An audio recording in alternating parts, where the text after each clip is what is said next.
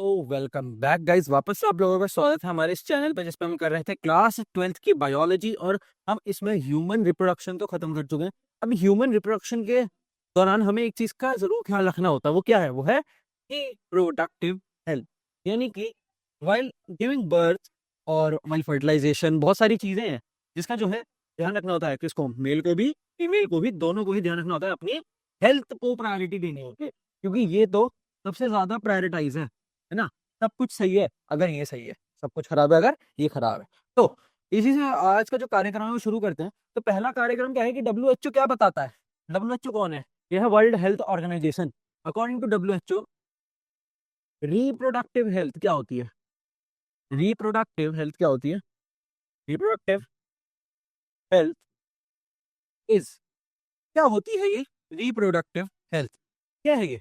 Is total wellbeing, total wellbeing of an individual, of an individual, किसी भी एक individual का, in aspects like, in aspects like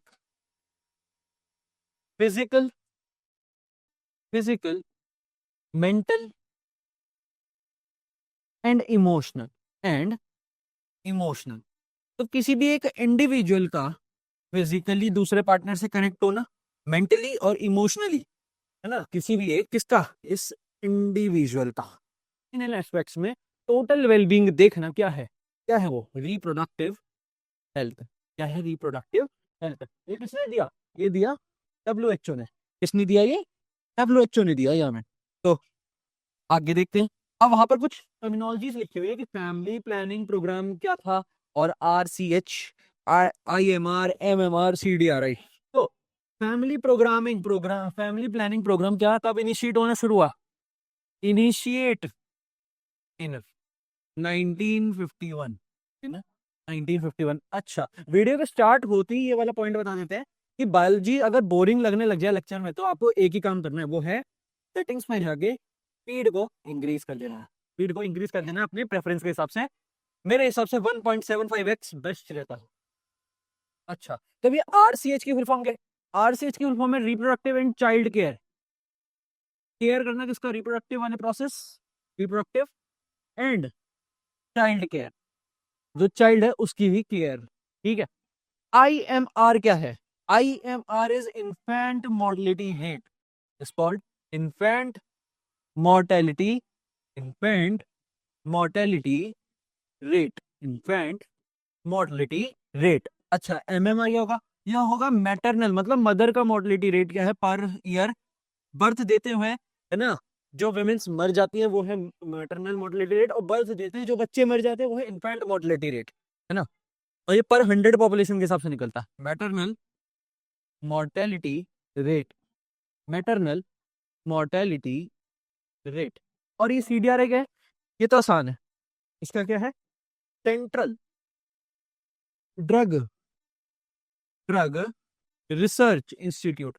जो oral pills वगैरह होती हैं उन सब की टेस्टिंग इसी जगह होती है, सेंट्रल ड्रग रिसर्च इंस्टीट्यूट में। सेंट्रल ड्रग रिसर्च इंस्टीट्यूट में। तो ये कुछ टर्मिनोलॉजीज भी हमको गिवन थी, ये भी हम डिस्कस कर चुके हैं। अब जरा इसको बांटते हैं सेंटर से, तो बांटते हैं, ये सेंटर से कट करा। और इधर हम बात करने वाले हैं एमनियोसिंथेसिस की। इधर हम बात करने वाले एमनियोसिंथेसिस की। एमनियोसिंथेसिस ये क्या होता है? कहीं ना कहीं तो सुना हुआ सा लग रहा है एमनियोसिंथेसिस। तो एमनियोसिंथेसिस, एक बार फोकस वापस से ले आते हैं। हाँ, तो एमनियोसिंथेसिस क्या है? एमनियोटिक फ्लूइड, एमनियोटिक फ्लूइड कहाँ से निकलता है? ऑफ, रुको इधर यहाँ, of developing foetus, of developing foetus is taken to analyze, is taken to analysis, taken to analysis। तो डेवलपिंग फीटस में से एमनियोटिक फ्लूइड, है ना, जो फीटस डेवलप हो रहा है फीमेल की बॉडी में, तो वहां से उसके वहां से क्या करा? एमनियोटिक फ्लूइड को जो है एनालिसिस के लिए ले लिया। अच्छा, उससे हुआ क्या? Can can check the gender of, gender of future child, of future child, उसका जेंडर पता चल जाएगा, उसका जेंडर पता चल जाएगा। बट इसकी वजह से फीमेल फेटिसाइड्स बहुत हो रहा था, तो इसे क्या करा, बैंड, ये बैंड है ड्यू टू इंक्रीजिंग फीमेल फेटिसाइड्स। जो चाइल्ड, जो अगर जो माँ के पेट में जो बच्चा है वो एक गर्ल है, तो उसको मार देते थे अंदर ही, या अबॉर्ट करवा देते थे, उसे कह देते थे female foeticide, female female foeticide. ये देखो, फीटिसाइड, फीटस आ रहा है ना, फीटिसाइड, फीटिसाइड, फीमेल फीटिसाइड, ये आपको पता चला। अच्छा, अब बात जरा करते हैं कॉन्ट्रासेप्टिव मेथड्स की। तो कॉन्ट्रासेप्टिव मेथड्स में तो इधर से दो ही चीजें बतानी है, क्योंकि वो दो ही टाइप का होता है कॉन्ट्रासेप्टिव मेथड, जिससे जो है अनवांटेड प्रेगनेंसीज रोकी जाती है। तो पहला होता है हमारे पास हमारा नेचुरल मेथड, नेचुरल, और दूसरा होता है हमारे पास हमारा आर्टिफिशियल मेथड। तो नेचुरल मेथड और आर्टिफिशियल, नेचुरल जिसमें हमें कोई एक्सटर्नली चीजों की जरूरत नहीं है, आर्टिफिशियल जिसमें हमें एक्सटर्नल चीजों की जरूरत पड़ सकती है, पड़ सकती है, पड़ती ही है। तो जरा बात करें नेचुरल को, तो नेचुरल में ये तीन हमारे पास गिवन है, पीरियोडिक एब्सिडेंस, विड्रॉवल और कॉइटस इंटरप्शन एंड लैक्टेशनल एमिनोरिया। तो बारी बारी से इन तीनों की बात करते हैं ना।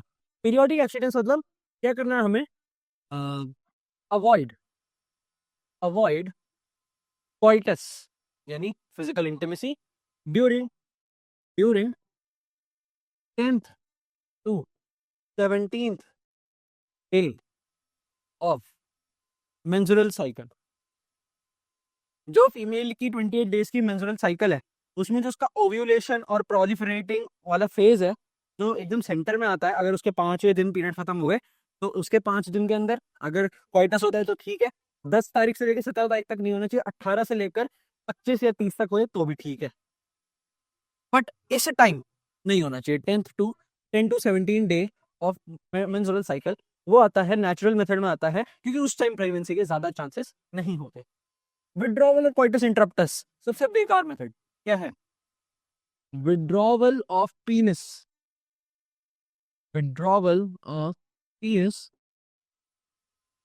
During during of penis before semen discharge, before semen discharge, मतलब जैसे ही सीमेन रिलीज होने वाला होगा, मेल क्या करेगा, फीमेल की बॉडी से पीनस को विड्रॉ कर लेगा, उसे विड्रॉ कर लेगा। अच्छा, लैक्टेशनल एमिनोरिया, लैक्टेशनल एमिनोरिया क्या है, missing of ovulation phase in female, missing of ovulation phase, ovulation phase in women, in women, in women, हाँ ये ठीक है, women due to intense lactation, due to intense lactation.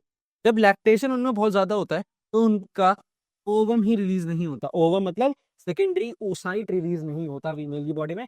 तो अगर उसके अंदर सेकेंडरी ओसाइट रिलीज नहीं होता, तो अगर सीमन बाई चांस अंदर चला भी जाता है यूट्रस तक, तो वो जाएगा ही कहाँ, क्योंकि ओवम तो है ही नहीं। तो ये हमारे पास 3 नेचुरल मेथड है, जिसमें सबसे बेकार मेथड है ये वाला, सबसे बेकार मेथड है ये वाला, क्योंकि इसमें प्रेग्नेंट होने के बहुत चांसेस है, फिर भी इन दोनों से तो ज्यादा है।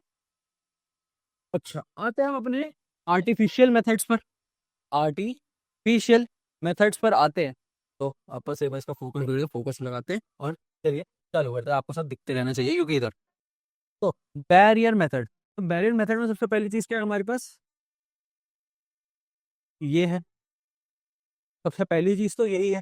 तो अब जरा इसी की बात पहले करते हैं। तो ये क्या है, कॉन्डम्स, ये दोनों के लिए आते हैं मार्केट में, for both male and female. ये एम एंड एफ का समझ गए ना, वो नहीं है जो ज्यादातर बच्चे बोलते हैं, मेल एंड फीमेल है, मेल एंड फीमेल है। अच्छा, अब ये बना किसका होता है, ये बना होता है made up of thin rubber, thin rubber और लेटेक्स शीट, ये बहुत ही पतली लेटेक्स शीट का बना होता है।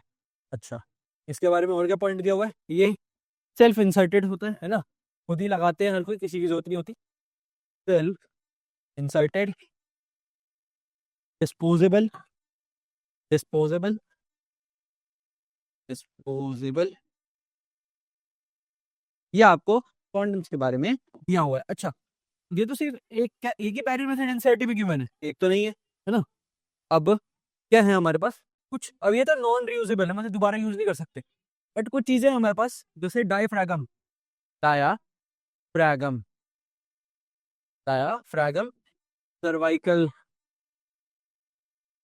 सर्वाइकल वॉल्ट्स, ये दो तीन, ये एक दो चीजें हैं हमारे पास, डायफ्रागम और सर्वाइकल वॉल्ट्स। ये क्या है, ये ओनली फॉर विमेन है, ओनली फॉर विमेन, ये सिर्फ विमेन यूज करती है, ओनली फॉर विमेन, और रीयूजेबल है, रीयूजेबल है डायफ्रागम और सर्वाइकल वॉल्ट्स, ये आपको याद रखना है। और बस बैरियर मेथड तो ये खत्म। आते हैं अपने इंट्रा यूट्रीन डिवाइसेस, मतलब इनको यूट्रस के अंदर इम्प्लांट करवाया जाता है। तो ये हमारे पास तीन टाइप के हैं।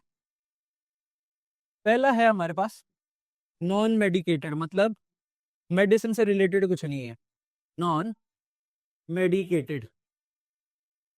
तो ये क्या करता है, ये फैगोसाइटोसिस करता है किसकी, स्पर्म की। ये क्या कर देता है बॉडी में, इंक्रीज कर देता है, इंक्रीज फैगोसाइटोसिस ऑफ स्पर्म, मतलब जैसे ही फीमेल की बॉडी में स्पर्म एंटर हुआ, तो फैगोसाइटोसिस मतलब काट के खा जाना, है ना, इंक्रीज कर देता है।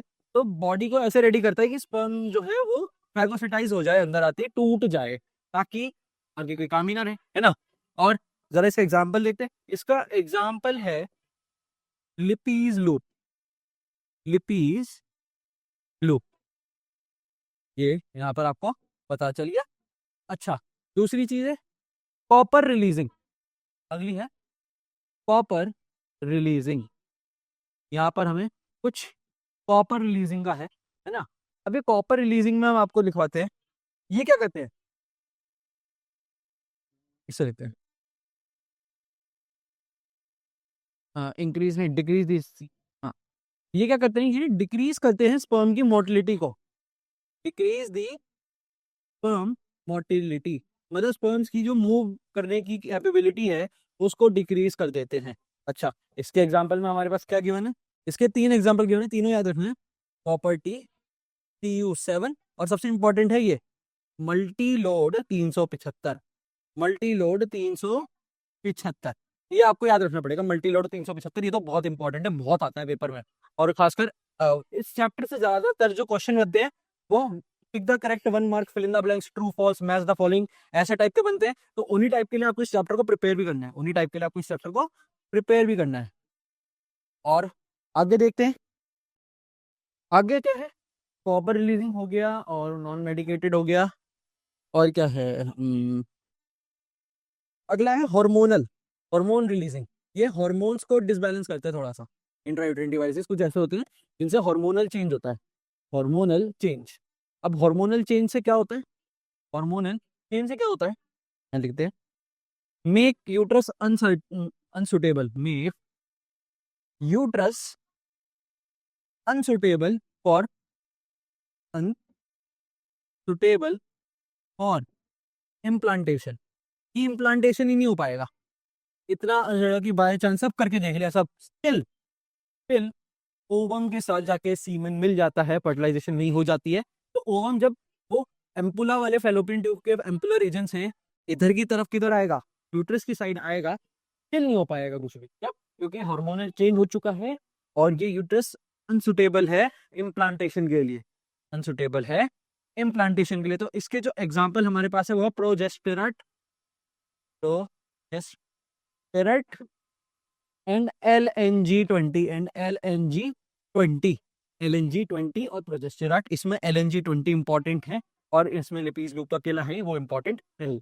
अच्छा, आगे आते हैं सर्जिकल मेथड, सबसे आसान मेथड्स होते हैं सर्जिकल मेथड्स, पैसे भी मिलते हैं इसके कराने के, तो जाओ कोई ट्राई करो। आता है वैसेक्टोमी, वैसेक्टोमी और ट्यूबेक्टोमी, और ट्यूबेक्टोमी, वैसेक्टोमी और ट्यूबेक्टोमी, दो चीजें इसके अंदर आती है। तो अब जरा बारी बारी से दोनों की बातें कर लेते हैं। तो आप वैसेक्टोमी का मतलब क्या हुआ, वास डेफरेंस जो मेल में होती है, vas deferens, cut and tied, cut and tied to block the semen discharge, to block the semen discharge। ये हो गया हमारा वासेक्टोमी, मतलब वास डेफरेंस को कट कर दिया। और ट्यूबेक्टोमी मतलब, और ट्यूबेक्टोमी मतलब small portion of fallopian tube. अब वो कहीं से भी काट सकते हो, इनफंडिबुलम से काट दो, एम्पुला से, इस्थमस से, बट हाँ उसको मेन यूट्रस से अलग कर दिया। फेलोपियन ट्यूब और ओवरीज को मेन यूट्रस से अलग कर दिया। अगर नहीं समझ पा रहे हो तो ये होता है, ये ये और ये आगे यहाँ आता है, ये आगे यहाँ आता है, और यहाँ ऐसे जुड़ा होता है, और यहाँ ऐसे जुड़ा होता है। ये होता है ना, ये होता है। तो ये जो फेलोपियन ट्यूब है इसको यहाँ से कट करके टाइट कर दिया, जिसकी वजह से इधर क्या बन गया, इधर एक ऐसे स्पेस बन गया, है ना। ये यहाँ से यूं कर दिया, ये यहाँ से अलग कर दिया, फिर जो है वो इधर की साइड हो गया, इधर से ये यहाँ से ऐसे हो गया, यहाँ से ऐसे हो गया। अब अगर ओवम रिलीज भी होता है तो वो यहाँ यहाँ यहाँ यहाँ घूमेगा बस, इधर तो आएगा ही नहीं। तो क्या कहने से ही नहीं हो पाएगा ना? यही है, small portion of fallopian tube of fallopian tube cut and tied ये हो गया ट्यूबेक्टोमी। तो सर्जिकल मेथड भी समझ गए, है ना। आओ आगे बात करते हैं एक और हमारे पास जो आर्टिफिशियल मेथड है, और ये बार बार ये बार बार इसका फोकस हट रहा है, ब्लर हो जाता है। तो इसकी बात करते हैं। ओरल पिल्स में क्या है खासियत, ओरल पिल्स में क्या है कि यहाँ से शो करते हैं ओरल पिल्स। ये क्या हो सकते हैं, ये प्रोजेस्टेरॉन पिल्स हो सकती हैं, प्रोजेस्टेरॉन फीमेल हार्मोन है, और एस्ट्रोजन प्लस प्रोजेस्टेरॉन कंबाइंड भी हो सकती है। ये आपको पता चल गया इधर, ठीक है। अगले पॉइंट की बात करते हैं ना, used as a tablet, used as a tablet,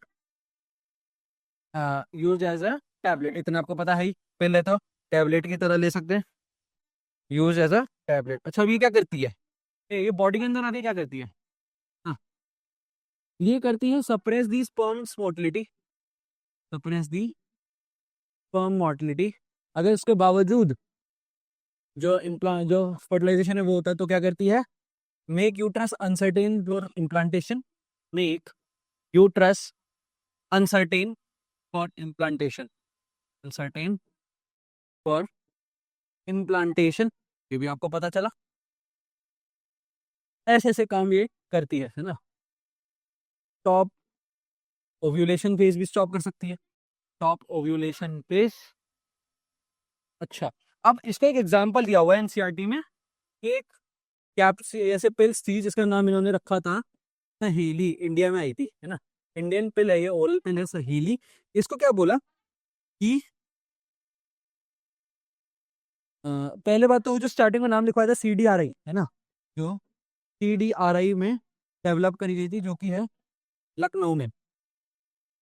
ये वंस अ वीक लेना होता है, वंस अ वीक।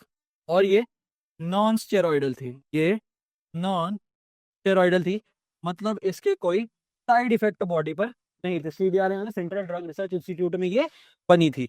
अच्छा आते हैं इम्प्लांट्स और injections, implants and injections. Implants and injection क्या है, ये भी सेम होते हैं, प्रोजेस्टेरॉन और एस्ट्रोजन का प्रोजेस्टेरॉन कंबाइंड हो सकते हैं इम्प्लांट्स, प्रोजेस्टेरॉन और oestrogen plus progesterone, oestrogen plus progesterone plus progesterone combined भी हो सकते हैं, प्रोजेस्टेरॉन कंबाइंड, ठीक है। ये inject in the blood vessels, in the blood vessels through skin, through normal skin, through through normal skin. अच्छा skin के थ्रू इंजेक्ट कर दिया, और work work is same as of oral pills. तो जो जो चीजें ओरल पिल्स में लिखवाई वही सेम चीजें कॉपी पेस्ट कर दो इम्प्लांट्स एंड इंजेक्शंस के लिए, इम्प्लांट्स एंड इंजेक्शंस के लिए। आते हैं मेडिकल टर्मिनेशन ऑफ प्रेगनेंसी, सरल भाषा में बोले तो abortion. Medical termination of pregnancy सरल भाषा में बोले तो अबॉर्शन। तो सबसे पहला इसका पॉइंट है ना, इसमें भी हमारे पास 3 पॉइंट आते हैं। तीनों पॉइंट क्या है? ये है वॉलेंट्री होता है ये, है ना, अपनी मर्जी से वॉलेंट्री टर्मिनेशन, वॉलेंट्री टर्मिनेट करवाते हैं, termination of baby, voluntary termination होता है बेबी का, है ना, बिफोर, अच्छा ये एक इंपॉर्टेंट है, before full pregnancy time, before full 9 months. ये तो जाहिर सी बात है, 9 मंथ्स का तो खुद ही बाहर आ जाएगा, तो उससे पहले पहले तो करवानी पड़ेगी अगर तो हटाना है उसे, है ना।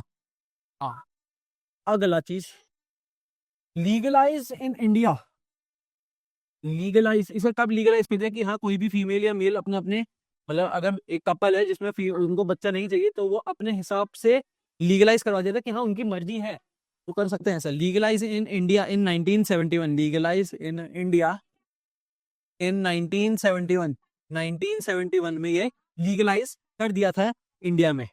अच्छा, अब मैंने बताया 9 मंथ से पहले करना होता, तो ये सेफ कब है?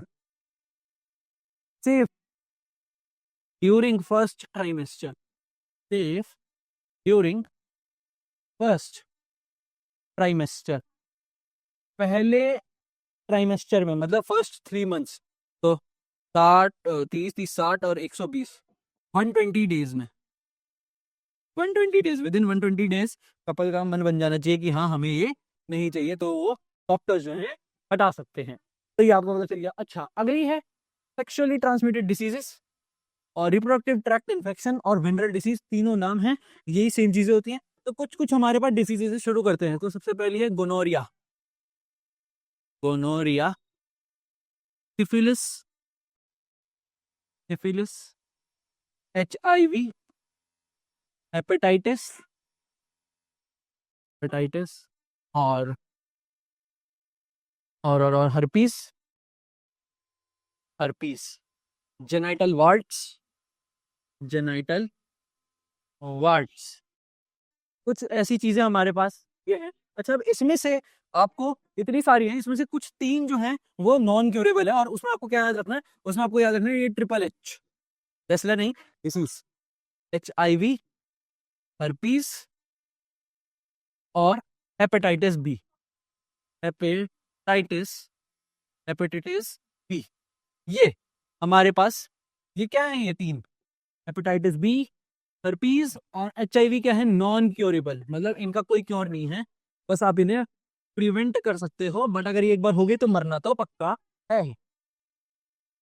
अच्छा, इसका अर्ली सिम्टम क्या है? अर्ली सिम्टम, अर्ली सिम्टम क्या है?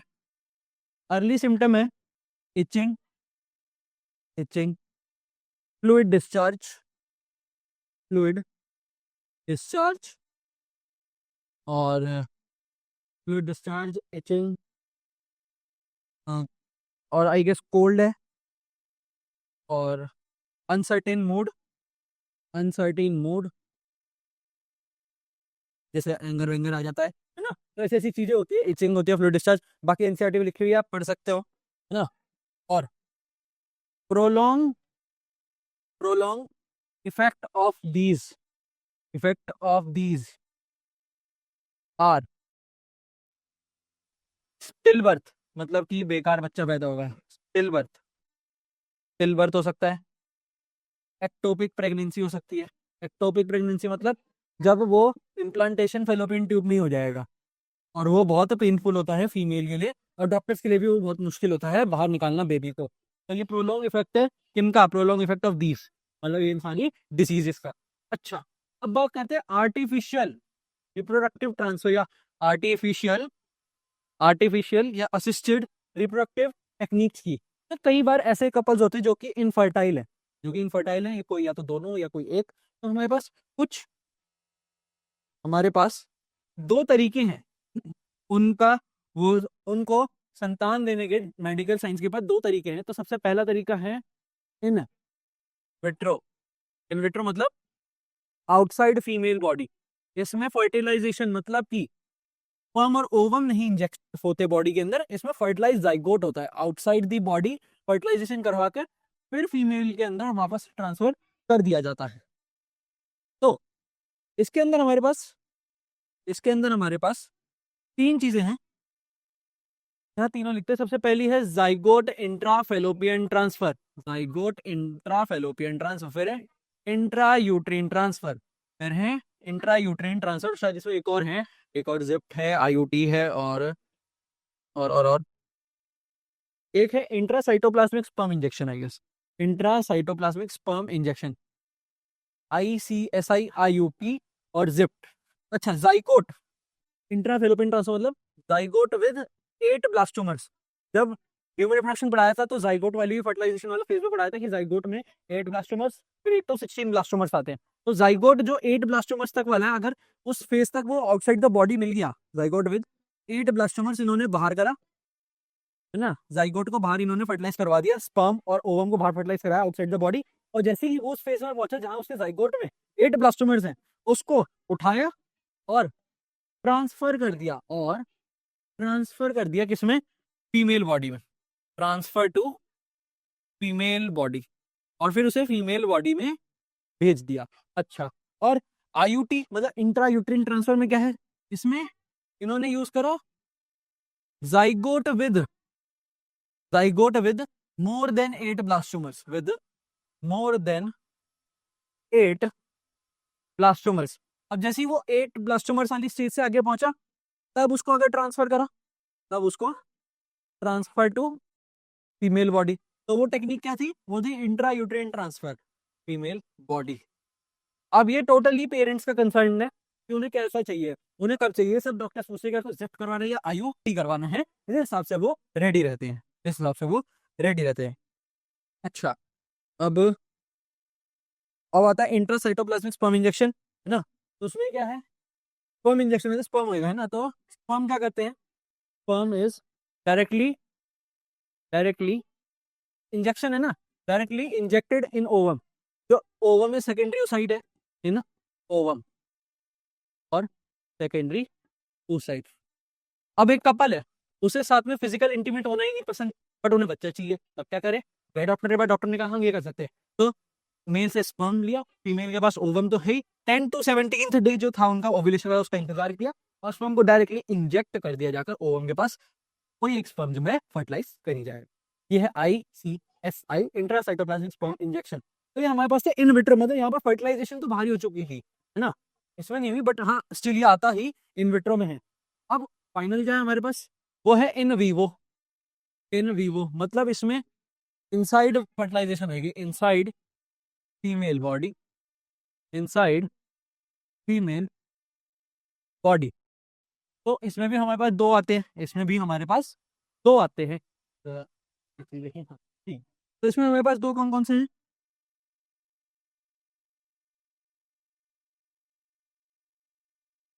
पहला आता है gamete intrafallopian transfer, gamete intrafallopian transfer. तो गैमेट इंट्राफेलोपियन ट्रांसफर क्या है, ओवम, लेट सपोज एक फीमेल है, वो इनफर्टाइल है, उसके अंदर ओवम ही नहीं होते, तो डॉक्टर से क्या करा, ओवम फ्रॉम डोनर, एक लड़की से जो डोनर है उससे ओवम लिया और इसको ट्रांसफर कर दिया, ट्रांसफर। अच्छा, फेलोपियन ट्रांसफर है तो कहाँ जाएगा, transfer to fallopian tube of infertile women,